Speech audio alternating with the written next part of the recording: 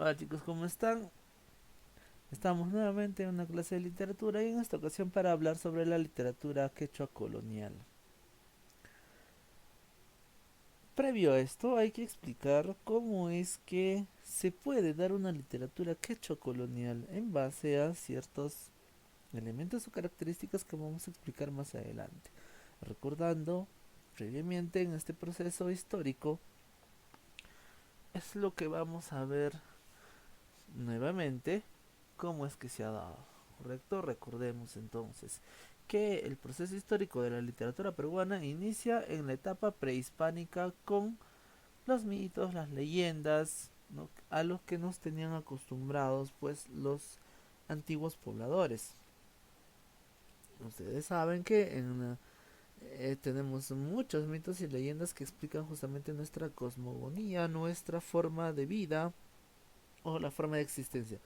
Por el otro lado, en el ámbito lírico está el ayi o el harawi, por ejemplo, el ayi que es una expresión que significa triunfo, ¿no? Y que era un canto de alabanza, de alegría o un canto solemne.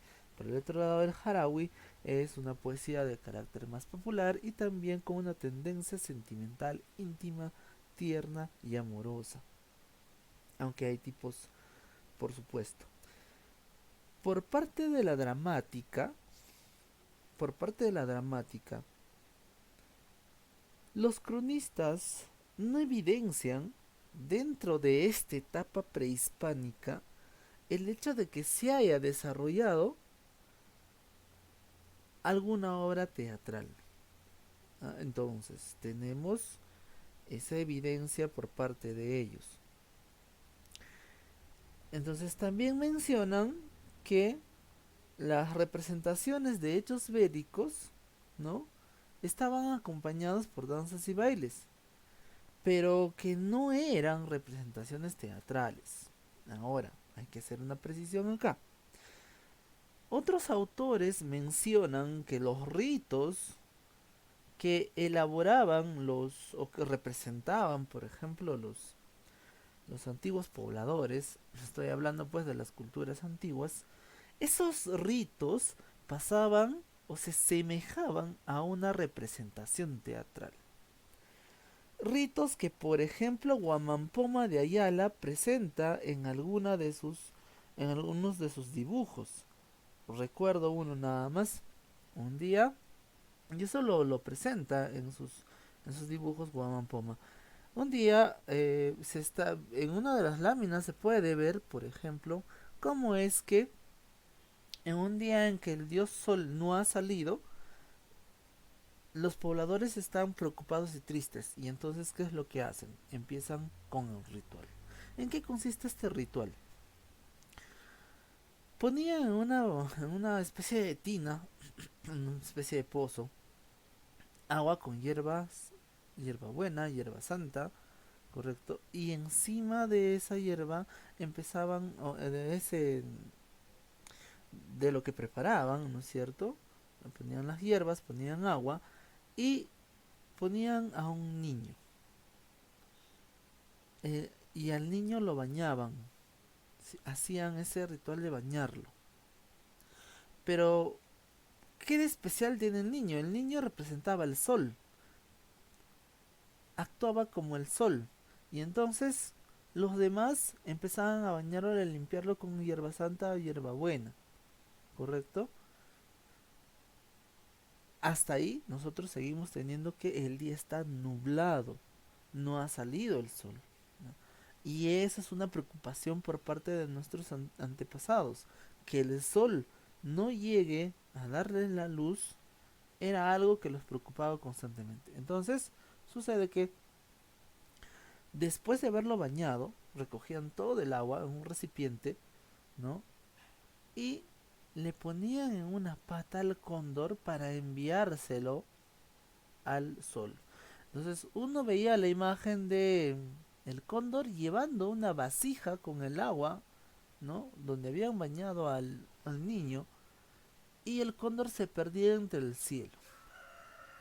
Y lo sorprendente acá es que se muestra también que después de ese hecho, después de que el cóndor se haya elevado entre las nubes, el sol haya salido y con eso vuelve la armonía en el mundo andino.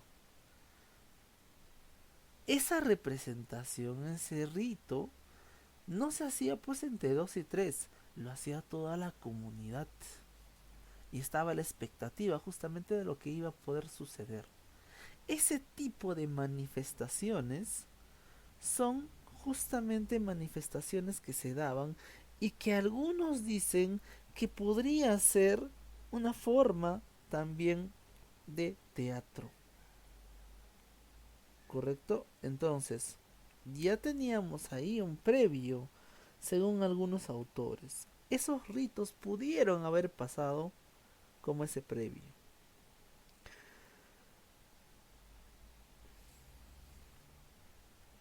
Sin embargo, de acuerdo a las reglas de las obras teatrales, no cumpliría con justamente ciertas cuestiones para determinarlo como obra teatral. Sin embargo, como ustedes habrán podido imaginar, esos ritos se asemejan mucho a una representación teatral, ¿no? Habría que analizar un poco más para saber qué es lo que podría tener esa representación para que se vuelva en todo caso una obra teatral. Sin embargo, se hace mención, por ejemplo, de un, uno de los dramas como Uskapoukar, ¿no? Que junto a Ollantay son de los dramas anónimos. Uskapoukar también tiene esa tendencia que sigue Ollantay. Entonces, aunque en el caso de Oscar Pauker se dice que sí fue netamente eh, prehispánico, ¿no? Sin embargo, no hay mucha evidencia de lo que se dice al respecto. Bien, entonces así explicamos un poco cómo es que se da esta tendencia. Ahora, no hubo teatro en la época prehispánica, pero cuando llega la influencia en la etapa colonial, ya hay teatro. Y hay el teatro del ciclo de oro español. Entonces, acá va a haber un encuentro de dos culturas y el aporte de dos culturas en cuanto a la obra teatralia. Y justamente con respecto a esto es que vamos a explicar cómo es que se da esta obra teatral dentro de la etapa colonial. Pasemos entonces.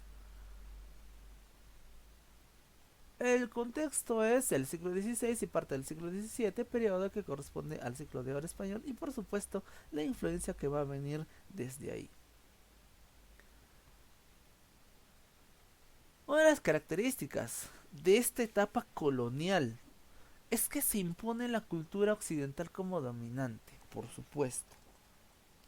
¿A través de qué? A través de la economía, la sociedad, del arte en general, ¿no? En fin. Y más precisamente de la literatura. Entonces nosotros, por ejemplo, podríamos citar en este aspecto a autores vinculados al Renacimiento español que estuvieron acá en el Perú. Por ejemplo, Diego de Ojeda, con su obra La Cristiada, que es un poema épico. Por otra parte también está Amarilis, con su Epístola a Abelardo, que es una poesía amorosa y que muchos dicen que es una declaración directa a Lope de Vega. Quien vendría a ser Belardo es Lope de Vega, ¿no? Eh, Esa es una primera etapa. La otra etapa tiene que ver con el barroco español. Y acá nosotros tenemos representantes del barroco, como Juan Espinosa Medrano, alias el Lunarejo. El Lunarejo era un fan extremo así de Luis de Góngora y Argote. A tal punto que le escribe, ¿no?, un libro para defenderlo de muchas críticas que él tenía en España. Ese libro se llama El Apologético en favor de Luis de Góngora y Argote. Aparte de Juan Espinosa Medrano, tenemos a Juan del Valle y Caviedes. Juan del Valle y Caviedes escribe Diente del Parnaso, que también son poemas y tienen una tendencia satírica. Y en la última etapa, ¿no? Para demostrar justamente esta dominación y también este proceso de transculturación, tenemos a Pedro Peralta Ibarnuevo en la etapa neoclasicista con su libro Lima Fundada, que es un poema épico, y a Alonso Carrillo de la Bandera, alias Con Color Corvo, que tiene el libro El Lazarillo de Ciegos Caminantes. En el Lazarillo de Ciegos Caminantes, nosotros vamos a recordar el Lazarillo de Tormes. Solamente que acá hay un recorrido un poco más extenso y más lento todavía, ¿no? Eh, el Lazarillo de Ciegos Caminantes trata de imitar justamente al Lazarillo de Tormes. Ahora, esto que acabo de decir justamente es un proceso de mestizaje, ¿no? Es decir, yo copio la forma en que se da la obra El Lazarillo de Tormes en España, pero le pongo un personaje ya americano o que está dentro de este continente, ¿correcto? Si mal no recuerdo, por ejemplo, el transcurso o el devenir de la salida de Ciegos Caminantes se da desde Buenos Aires hacia el Perú, ¿no? Entonces, miren cómo se da ese proceso de transculturación. No solamente en esa obra, sino también en Ollantay, porque acá vamos a juntar, por ejemplo, la forma de la creación teatral española junto con la temática indígena, ¿no? Esa combinación de los dos, de la forma y del tema, de manera distintos, es decir, de la forma española u occidental y el tema indígena, es un proceso de mestizaje que que nos va a dar como producto justamente el libro de Ollantay o Uzcapaukar, en fin, ¿no? Y por otro lado, pues acá también vamos a tener que una característica de este contexto es que los curas componían himnos y obras dramáticas en quechua para evangelizar a los indios. Era una forma didáctica de decirle a los indígenas, ¿sabes qué? Cristo es al que tienes que rezarle. O esta religión que te traigo es la mejor. Y es la que tienes que seguir tú, ¿no? Ahora que estás siendo dominado. Entonces, por un lado existían estos curas, por supuesto, que evangelizaban de manera didáctica, a través de obras literarias, pero también habían otros que eran extremos, ¿no? Nos importa resaltar la cuestión literaria. Bien, una vez conocido esto, ahora vamos a pasar a hablar de nuestro tema en sí, y en este caso es Ollantay. Un pequeño resumen con respecto a la historia, que esto lo vamos a ahondar en la clase posterior. Ollanta o Ollantay está enamorado de Kusikoyur y le pide la mano a su padre. Error. ¿Por qué? Porque el Inca Pachacútec jamás, y él mismo lo dice en la obra, jamás permitiría que su hija esté con un sirviente, porque así lo trataba Ollantay, como un sirviente, como un vasallo. Era el mejor de sus soldados, es cierto. Estaba por encima de otros, es cierto. Pero no pertenecía a la realeza. Y ese era un hecho para que Pachacútec diga, no, tú no puedes entrar dentro de la realeza. Por más valiente que seas. Entonces Pachacútec le niega el pedido, ¿no? Como había dicho, pues Ollantay no es un noble de sangre, o no es de la realeza. Entonces Ollantay amenaza con destruir el Cusco y abandona la ciudad rumbo al Antisuyo, y se convierte en un inca rebelde. Kusikoyor ha sido encerrada por su padre como castigo. Esto es un elemento muy recurrente. Pregunta así, y me voy a parar un poco acá. La pregunta es, qué otra historia tiene, ojo, y voy a precisar acá, qué otra historia peruana tiene esta misma forma de encerrar o castigar a la princesa. Se lo dejo de tarea. Y por supuesto lo vamos a revelar dentro de la clase de reforzamiento. Ojo, una historia peruana que revista este encierro, o sea, que sea parecido, ¿no?, a lo que se está dando acá. Que el padre castiga a la hija, encerrándolo o con otro tipo de castigo. Muy bien, seguimos. Entonces, habíamos mencionado que Kusikoyo era sido encerrada por su padre como castigo. El general Rumiñahui, general de Pachacútec, ¿no?, con miles de cusqueños, va a intentar capturar a Ollantay, pero fracasa en su primer intento, pues Ollantay le había preparado una emboscada donde mueren todos los soldados cusqueños y solo Rumiñahui se salva. Tiempo después nos enteramos de que Pachacútec muere y le sucede su hijo Tupac Yupanqui. El nuevo Inca le da otra oportunidad a Rumiñahui porque este va y le pide, le dice, ¿no? Mi señor, yo lo puedo hacer posible, ya conozco ya a Ollantay, en esta ocasión sí se lo voy a traer, ¿no? Y entonces le pide esa oportunidad para poder capturar a Ollantay. Rumiñahui utiliza un ardid, una estrategia, es decir, hace caer a Ollantay, ¿no? Porque están ellos bebiendo, están en plena fiesta, y en esa plena fiesta que había armado justamente Rumiñahui de manera muy hábil, eh, va a capturar justamente a Ollantay sin que se derrame ni una gota de sangre, ¿no? Y este hecho también es una referencia muy conocida. ¿Qué obra, en qué obra se sucede lo mismo? Es decir, sucede un conflicto donde, eh, claro, aunque en esta ocasión o en el referente que estoy mencionando, sí hay violencia, ¿no? Pero también miren este conflicto presente en Ollantay, también está presente en otra obra que lo vamos a mencionar dentro de la clase. Y que por supuesto ustedes tienen que pensar también.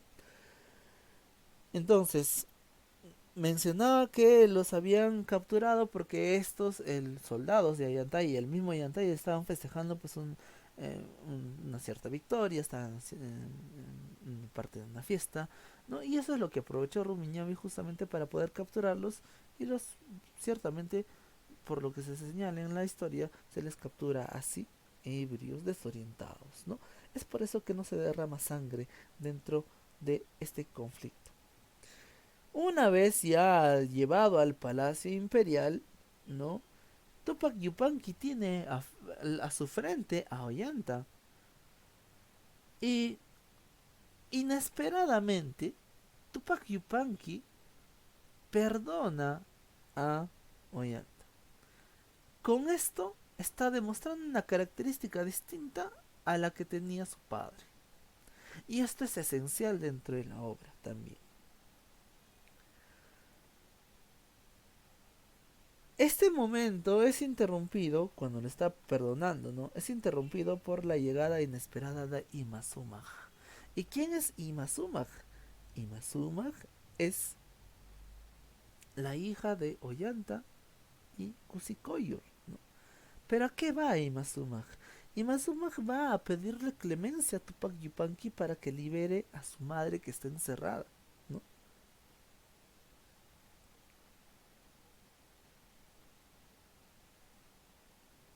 Y entonces todos van justamente hacia donde está encerrada Kusikoyo. Tupac Yupanqui no reconoce en Kusikoyo una sobrina.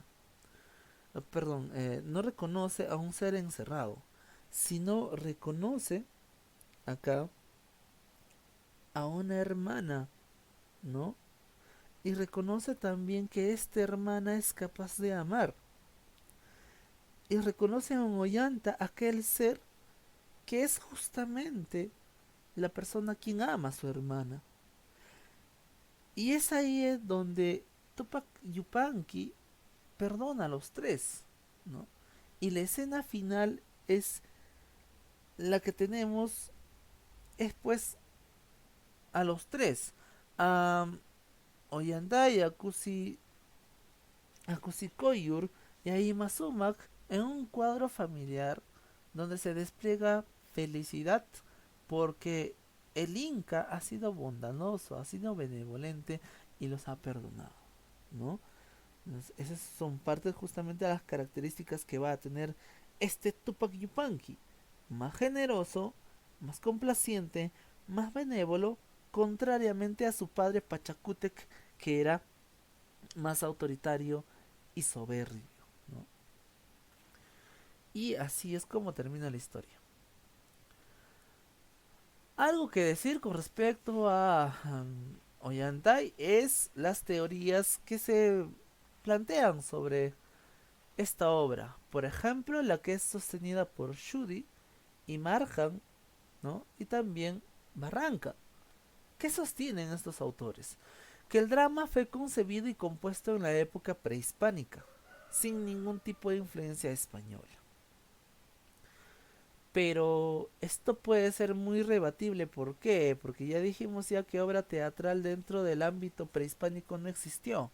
Porque ellos no conocían la forma de presentar una obra teatral. Aunque tenían nociones, no tenían las formas griegas, ¿no? Que sí se presenta dentro de Yantai. O la forma de elaboración de de la obra teatral española, que también se presenta en Ollantay y que eso lo vamos a discutir, por ejemplo, en la clase.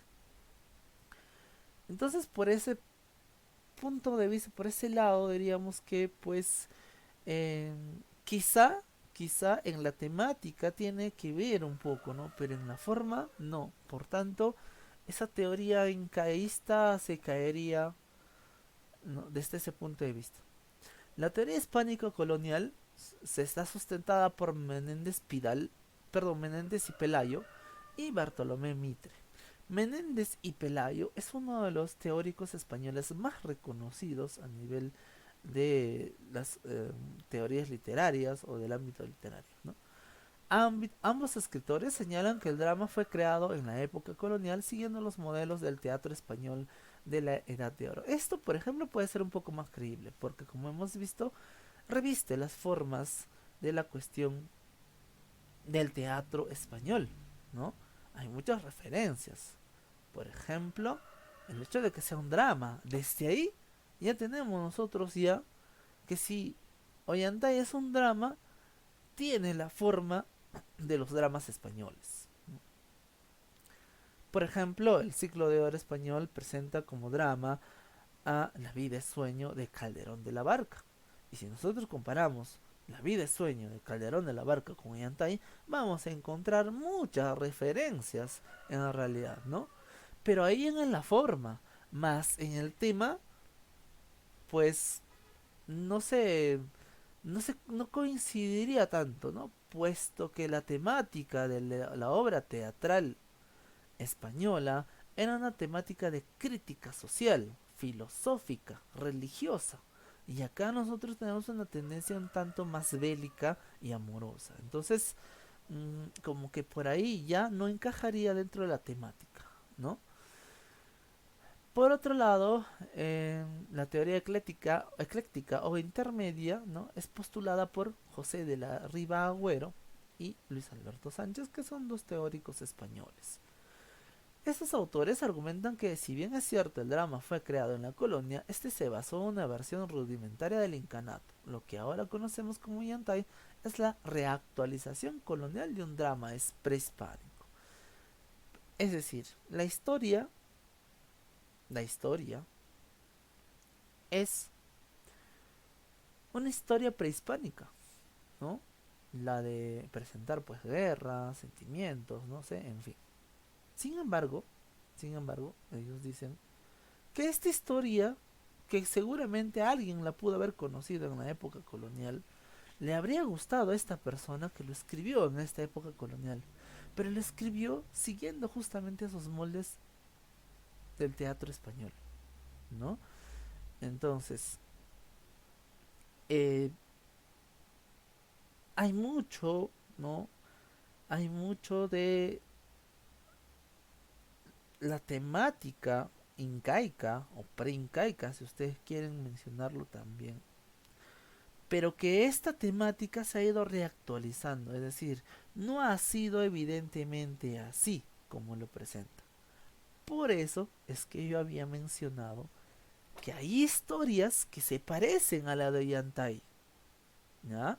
Y cuando hagamos el contraste nos vamos a dar cuenta de cómo es posible que se ha podido reactualizar. Entonces, nuevamente la pregunta es, ¿qué historias prehispánicas se parecen mucho a la Ollantay? ¿Correcto? Y así vamos a entender cómo es que en la obra se reactualiza esa idea o ese tema de el amor prohibido, por ejemplo, ¿ya? De el amor entre un vasallo y una princesa, porque eso es lo típico que se da en historias prehispánicas. Y ustedes la van a pensar o la van a buscar, ¿no? Para poderla discutir. Entonces, esa es la evolución que se va a dar, ¿no? Dice esta teoría ecléctica. Entonces, a comparación de los otros mencionan que sí o sí la temática es colonial, ¿no? Pero la ecléctica dice, no, la temática no es colonial. La temática es venida de la época prehispánica, ya ha sido ya actualizada una y otra vez, ha tenido cambios, ¿no? Y lo que se le ha agregado ha sido la forma también española. Muy bien. Es importante conocer estas tres teorías. Por otro lado, en cuanto a los antecedentes de la obra, pues tenemos que había sido copiada por Antonio Valdés en el siglo XVIII, ¿no? Que fue publicada por primera vez en 1857 por Johann Jakob von Schudi en quechua y en alemán. La primera versión del castellano apareció en Lima en 1868, que fue publicado por José Sebastián Barranca. Justamente todos aquellos que estoy mencionando son los que han tratado de alguna manera de explicar cómo es que se dio y por qué se dio la obra teatral. En esta ocasión, pues Barranca había subtitulado, es decir, le había puesto Ollantay y como subtítulo Los rigores de un padre y la generosidad de un rey. ¿Qué tiene este subtítulo? Pues tiene un resumen, ¿no? De las dos etapas que se mencionan de gobierno de los incas, ¿no? Entonces, después de esa publicación, vamos a tener otras versiones también. Y la versión más moderna, miren, ojo con esto que estoy diciendo. La versión más moderna es la de César Miró y la de Sebastián Salazar Bondi. Evidentemente, pues han tenido que seguramente ponerle algo, ¿no? De especial ahí o cambiarle cierta perspectiva para que se pueda entender uno y que pueda revestir cierta forma teatral también. Hay que recordar que, sobre todo, Sebastián Salazar Bondi ha sido un experto en obra teatral. Por otro lado, se utiliza la anagnórisis. ¿Qué quiere decir esto? En el reconocimiento del personaje. Recordemos, por ejemplo, en La vida es sueño. En La vida es sueño tenemos a Rosaura, ¿no? Que llega justamente con su acompañante y reconocen a Segismundo, ¿no? Hacen un reconocimiento de quién es él y van tratando de reconocer un poco más sobre Segismundo, ¿no? Eh, esa tendencia a describir al personaje con el cual vamos a tratar, ¿ya? Es una tendencia parecida a la de una narrativa. ¿Por qué? Porque en una obra narrativa justamente lo que se hace al inicio es describir a los personajes ya. Y ustedes dirán, pero profesor, eso se da en toda obra teatral. No. Si ustedes recuerdan, por ejemplo, Edipo Rey, en Edipo Rey de frente vamos a los hechos. No importa quién es, porque después lo sabemos quién es. Después nos enteramos quién es Edipo Rey cuando ustedes leen la obra. Entonces ahí no se da anagnórisis, por ejemplo. En cambio acá sí, se da anagnórisis. Sabemos desde un inicio quién es Ollantay, qué es lo que busca y cuál es el problema con él, ¿no? Cuando discuten con Piquichaqui, nos enteramos de qué es lo que sucede o cuál es el problema. La presencia del gracioso, Piquichaqui, y esta presencia del gracioso justamente es la que es una copia justamente de la obra teatral española, más precisamente en La vida es sueño. El tema central, la rebeldía del guerrero frente a la autoridad suprema del Inca, ¿no? Que podría ser uno de los temas, otro de los temas, tiene que ver con el perdón, en este caso de Tupac Yupanqui, y el final feliz, y como había mencionado, ese cuadro familiar de Kusi Koyur y Masumak y Ollantay, ¿no? También la fuerza del amor que vence justamente todas esas convenciones sociales que se dan, ¿no? Y por último, también eh, como una cuestión alterna, la gravedad sagrada, ¿no? Entendida como hierática.